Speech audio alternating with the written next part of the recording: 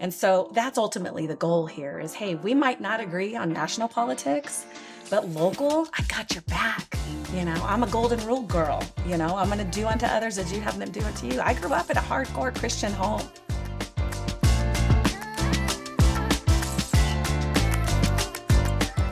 Welcome back to the Around the District podcast, where we're bringing conversations to you with people shaping our communities, our districts, and the future of Arizona. I'm your host, Gabrielle Mazar. I'm Nicole Brown. And on today's episode, we're joined with Cicely Rocha-Miller. She is running for Chandler City Council. Cicely is a longtime Chandler resident, a local small business owner, and dedicated advocate of the community she serves. So welcome to the show today. What's up? Thanks for having me. Glad to be here. Yeah, so we're very excited to have you on today. Your election is coming up very soon, so we're super excited to have you on to talk about your. Not soon enough. It has been a grind. Yeah, it's a lot, right? But let's start by talking about you. Tell us about yourself, your background, and just a little bit about you so people can get to know. Sure. So I grew up in one of the armpits of California, who I love very much, which is Bakersfield, California. I'm a daughter of a welder, tradesman. Yeah, Bakersfield. Loved it there. Went to high school in New Hampshire. Did not love it there. It was too cold, and moved to Arizona. I have a couple of brothers here and decided I wanted to go to college. I was the first in my family to go and to graduate, and I went to ASU, got a degree in nonprofit administration and communications, and said, I want to change the world. And so I started working for a nonprofit called Save the Family. They helped homeless families with children, learned a lot about service and made a lot of connections in the community with that. And then thought to myself, man, there's a lot of really amazing grassroots nonprofits that don't know how to fundraise properly with volunteers, because a lot of them do not have development directors and a big staff. So I started an events company called Life Design Events, and focusing specifically on consulting with nonprofits on, how to work with community and, get the biggest bang out of your buck. And I've been doing that. We just celebrated 20 years in business there. Wow. And started nonprofits wasn't paying my bills, so I started to do all different kinds of events, and whether that be social to corporate, it has to be fun. Yeah. Mm-hmm. So I moved to Chandler in 2012, and both my kids will be at Chandler High next year. I bought a fixer-upper with my husband in downtown Chandler and have watched it grow these last almost 13 years, and I love it. I love Chandler so much. Did you do the fixing up your home? Did y'all redo all yes, we did. Or did you? I would say probably about 70% we've done ourselves. Our neighbors would laugh at me talking about it right now because we're still fixing it. Yeah. It will forever. Yeah. It's a little bit out of time, but our home is from 1951, and so lots of surprises behind the walls. But it's something. It's a gem to us. We'll never let it go. Yeah. So what would you say was the catalyst for you wanting to run for city council? What really kind of sparked you and made you decide that this was the direction you wanted to go? That's an interesting question, because I never thought that this would be anything that I would ever do. I'm the behind the scenes girl, helping lift people up. I mean, that's what an event planner does is, connect with the client and say, okay, what can we do to make your dreams happen? I'm a dream maker. And someone saw that leadership in me. They took me out to lunch to well-respected gentlemen in the community and said, hey, girl, we think you would be a great addition to Chandler leadership. And I always, do this, and I'm going, you talking to me? It can't be. Are you talking to me? And it was yes. And so, man, what a compliment. What a compliment. And it's too bad that women don't see that in themselves more, and that we have to be asked for leadership. But that's truly what happened. I went back to my friends and family and I said, hey, I can't let ego get in the way. What do you guys think? And they were like, all day, girl, let's do this, So I took a leap. Mm-hmm. And your husband and your kids were like, let's do it. Yeah. I mean, of course not. It was like, my husband was like, of course, I love people. I get energy off of people. Of course, you want to do the work. My husband was scared, to be honest. He was, nervous about, the political climate and, what are we going to do? He's frustrated, on things on a national level. I'm frustrated, what can we do? And I said, the only thing I can do is do something in our own backyard, and that backyard being Chandler. So, he's nervous, but so far the community has been wonderful, and there hasn't been any kind of knives thrown at us or anything. It's been very peaceful and welcoming. Mhm. I think on a smaller city level, people aren't as like inflammatory. Yeah. Maybe there's not so much spotlight on you, but it can be quite terrifying. I know for us specifically too, even just doing this and speaking out and talking, and getting our voice and letting it be known is very scary. Hmm. How do you kind of navigate that, especially with your family, kind of putting yourself out there into the world and going out and maybe canvassing and doing petitions and getting Yeah. volunteers and doing your whole campaign, especially another time around, Yeah. because this is the second campaign you run. Yeah. So I lost the opportunity for the runoff by 242 votes in 2024. That's why every vote matters. Yes. Oh Yeah. my goodness. Yes. Yes, it does. And that was a heartbreak for sure because of all the time and energy that went into it. But someone told me last year when, this election was coming up, are you going to do it again? And I was like, oh, I don't know if we have the energy. And, I hate to go back to my friends and family, who donated to ask again. And they said, so many people invested in you. So many people volunteered of your time. You should do it. And I was like, oh my gosh, you're right. I should. So I decided, of course, to do it. But in terms of navigating through the community, it's still scary. It's still very vulnerable to go out and say, hi, are you, registered voter in Chandler? Will you take a second to sign my petition? Well, who are you?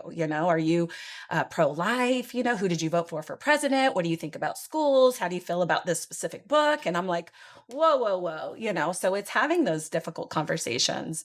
But, that's why I'm really, changing my thought process in terms of being an advocate for the people. This isn't about me. This isn't about what I want. This is about what the community wants. So going out there, being vulnerable, having uncomfortable conversations, knowing that I'm going to be judged, on my answers and held accountable, which, all people should be when they're in office and leadership.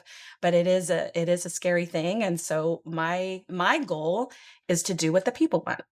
And that's what I'm doing now is I'm trying to figure out what do they want. Well, what did you learn? Like the first election, the first go around, Oh and my then gosh. you lost, because then that's like Yeah. you put your heart and soul Mhm. when you run for Mhm. an election. You put your heart and soul into that, and you're right. You take a lot from people you don't know. Mhm. So when the results were not what we had hoped for the first time around, what did you learn from that? Well, first of all, and I'm gonna cuss, but nobody has their shit together. I'll tell you that. That's true. It's Very very true. much, Very true. don't meet your heroes. And it's not because they disappointed me, but it was more like, okay, I'm not the only one, trying to survive here. I'm not the only one that's trying to figure out. And as someone, being an event planner is not rocket science, but rocket scientists hire us all the time for events, because it's complex and there's a lot of emotion and thinking, analytical thinking and planning you have to do. And it's the same with this. It's the same political arena. It's just organizing and mobilizing and, working in the sector. I worked with volunteers, in the nonprofit sector. So I know what it takes to mobilize. But it's tough. And really everybody's struggling to get Yeah. to get funds. Everybody's struggling with getting volunteers to help with knock doors or to drive or to make calls. And my volunteers are scared, what are people going to say? So I think that's the biggest thing is I'm not alone. We're all doing the best we can. Yeah. Well, Everyone's just doing I the think it's best. interesting that you say your volunteers are scared. Like Hmm. me too. Like I didn't love Yeah. canvassing before, Yeah. but what you do get from it is that Mhm. sometimes you get like the best people Yeah. answering the door and Yeah. really telling you their heartfelt situation and like Mhm. what they're going through and why a particular election might matter to them. Mhm. And so Chandler, Mhm. um, what would you say would be the biggest issue for you running for Chandler City Council? Like, what drove you to? I know we asked that question, but like specifically, Yeah. was there an Specific issue issues. Yeah. Oh that my drove you gosh. to it that you wanted to change, or you were just like, I know we can all look at people who are there already and be like, if they can do it, I Yeah, can. yeah, yeah, yeah. Um, That's certainly, yeah. there. It was a lot of insight into what council can and cannot do, but I think for me, people overwhelmingly did not complain about Chandler. There wasn't, if anything, it's more national politics that they're frustrated with. Housing affordability is the number one concern across the board. And so, council is limited on what they can do, but there are initiatives. And I think with the approved general plan, that is going to be approved by the citizens this July. We have a really solid plan to be able to answer that, but it's not going to be enough. That's a federal problem that we have to work through, but we still need to listen to our residents. So that by far, I think there's also the concerns of schools and our public schools closing. What's going to happen to those families? Are they going to be okay? Or are public schools going to be okay in general?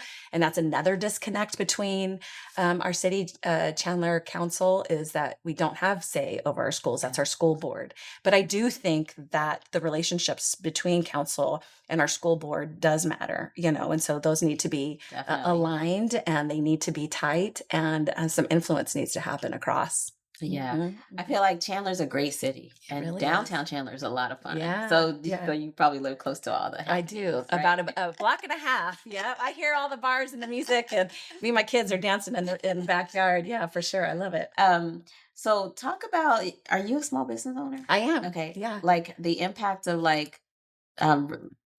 Chandler restrictions or laws or whatever Sure. on small businesses, Yeah. and how that helped you, or something you want to work on. So that the restrictions on laws, because I do events, I've traveled all over the nation. Really, most of my work is at the resorts in Phoenix and Scottsdale.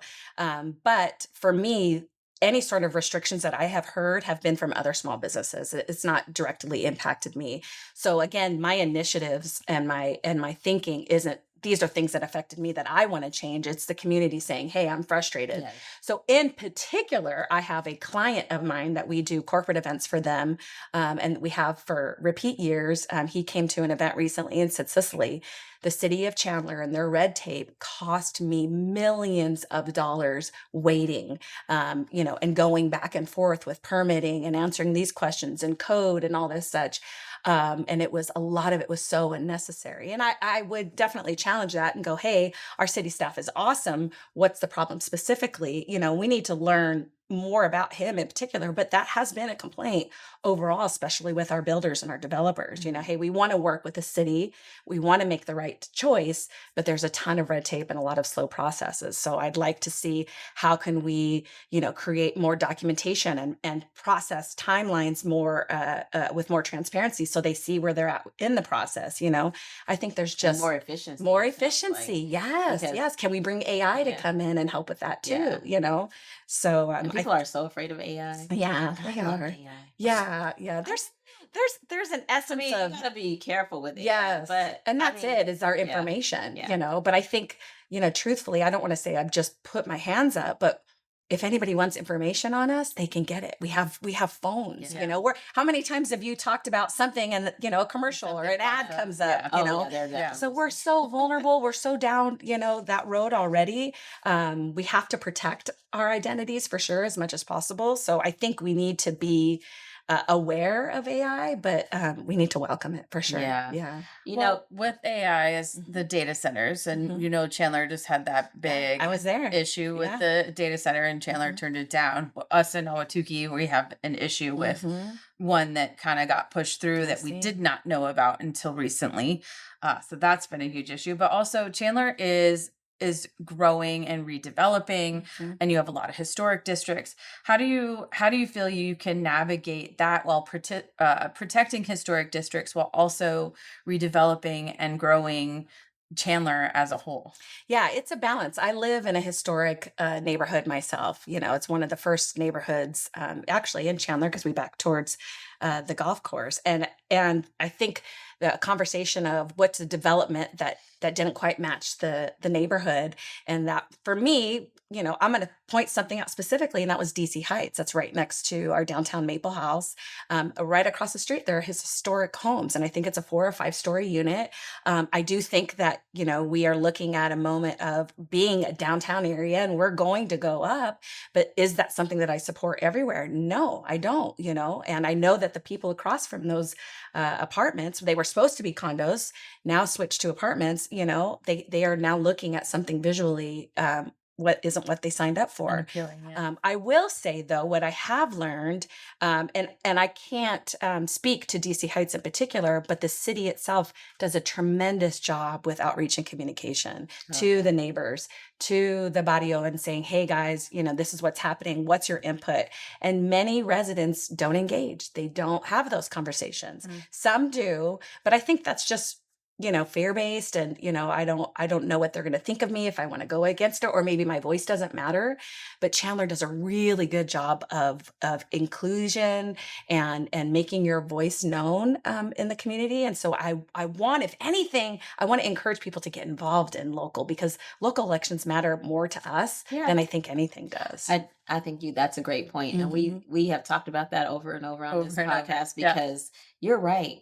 What happens locally, school board, let's talk about school board, because I know you're not running for that, but school board is huge. Yes. If like, think about the schools where there are banned books and things that sort, or schools closing. Yeah. Like, why is that? Like, what's driving the voucher situation? Yeah. All impacting public schools in Right. Arizona. And I don't know if y'all heard, but we're like 50th. Yeah. And It's teacher embarrassing. pay, yeah. And teacher Yeah, pay, that's and embarrassing. I hug every Education, teacher. Money for student, Yeah. money funding for for student. student. Yeah. Mhm. I employ many of those teachers as part-time jobs. They come out for our event execution team, and they are part-time workers for us because they can't afford Yeah. it. I mean, and then there's that. Mhm. Why should teachers have to work full time? Like, that's one of the most important jobs, if not the most, because you're Mhm. educating people. Fundamental. Yeah. Mhm. And so local elections, getting back to that, Yeah. matter. Yeah. Chandler City Council matters. Yes. Because that's a direct impact on the voter. And I don't think they understand that. Right. Nationally, there's no direct, well, usually no Yeah. direct impact. Today, we don't know. Yeah. Because there's like all kinds of stuff happening where every day. But I'm glad that you mentioned that, because we want to keep reiterating, go vote. Yeah. So how are you getting people to register? Like, is there a registration effort on your campaign or with the council at all to get people registered? No, and there should be, really. I'm just trying to. I mean, I barely got on the ballot a couple months ago, so that was the first initiative. But I certainly am slapping people's arms when I go, "Hey, you're not registered? Go get registered right now." I should actually add that to my website. For me, you had mentioned, and I've mentioned it too, the national politics, and the beauty of local is that it is nonpartisan. Yeah. And that's something else that I've learned, is that there is influence of partisanship on both sides, for sure. But for me, that's the beauty of it, is it's potholes, it's our public safety, it's our libraries, it's our events, it's our city infrastructure. And those do not align with any particular Right. party. And do you lead with that when you go campaign? I try to. Yeah. I really do. A lot of times that's one of the first questions that people ask is, who did you vote for president, or what's your party? And then I try to just connect and say, hey, potholes don't have political affiliation, but they just want to get to the core of who I am, because assumptions are made when you align yourself with a particular party, whether that be left or right. I know that a lot of people are leaving both parties and going to the independent party. Independents are the fastest growing, party right now. And that's for a particular reason. So I am on record saying I will never look to jump into the political race that is a partisan race. I really authentically want to just work on creating and maintaining a home that my kids can come back to and they can raise their families in. Right.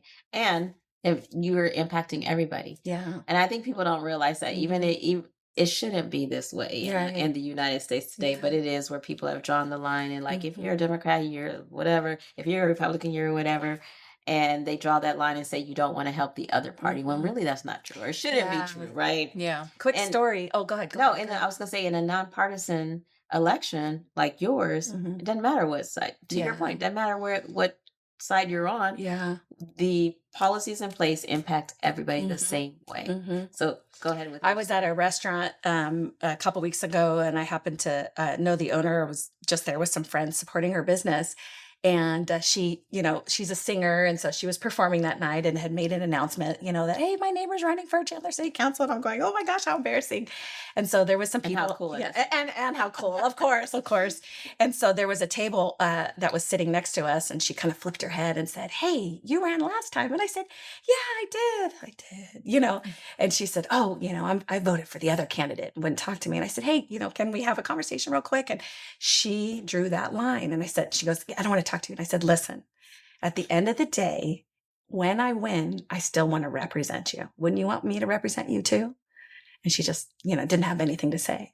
And so that's ultimately the goal here is, hey, we might not agree on national politics, but local, I got your back. I'm a golden rule girl. I'm going to do unto others as you have them do unto you. I grew up in a hardcore Christian home, and that guilt is on my shoulders. But I know that my religion is being weaponized right now nationally too. Yeah. But those morals and those commandments, and the foundation of love and loving thy neighbor, what truly, not to get into theology, but what truly Jesus is what I want to practice. And that's God is love, and that's loving my neighbor and taking care of people. Right. And that's what I want to do locally. There are some people who don't see it that same way these days. And that's okay. You know what I mean? Okay. I can't win them all. Weaponization. The first commandment is love the Lord thy God with all your heart. And then love your neighbor as yourself. Absolutely. Cicely, if people want to learn more about you and follow your campaign, how do they do so? So CicelyForChandler.com is my website. And spell, CICELY for Chandler, and it's FOR.com. And I'm on TikTok. I've got 126 followers as of today. I'm doing a lot of education on the TikTok too. It's different than our Instagram and Facebook, but this is a truly grassroots, run by my, here's another cuss word, my volunteers. My core volunteers are my C4C BBs at Cicely for Chandler Bad Bitches. They're my homegirls, they got my back and they're excited. I'm sorry, I'm cussing so much. My dad would be mad.